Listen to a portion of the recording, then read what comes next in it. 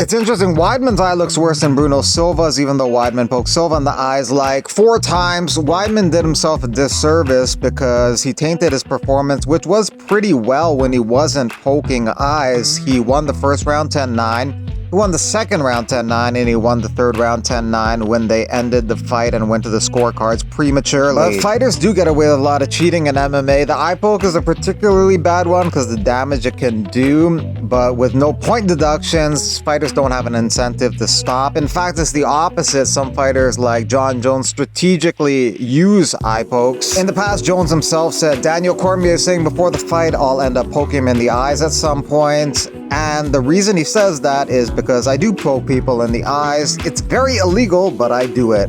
Throw a strike like this, and you gouge somebody's eye, and there's no point deduction, there's no DQ. We say it's an accident.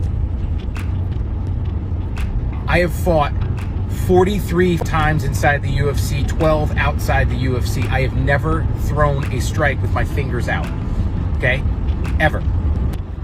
Plenty of other fighters who have hours upon hours fighting inside the octagon have never thrown a strike with their fingers out and poke an eye, and yet it's accidental. If the fight gets stopped because the ref sees an eye poke, let's look at the replay. If the fist is closed, like Leon Edwards and Bilal, right, and the thumb catches it, fine. But if the fingers are like this, the glove's not making you do it. They're not forcing your hand open. Take at least, okay? At least take a point, dock them 20%, take people's money away from missing weight. Somebody's gonna lose an eye.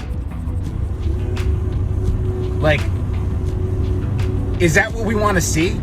And I guarantee you, if you start taking people's money for throwing strikes like this, it'll stop very fast.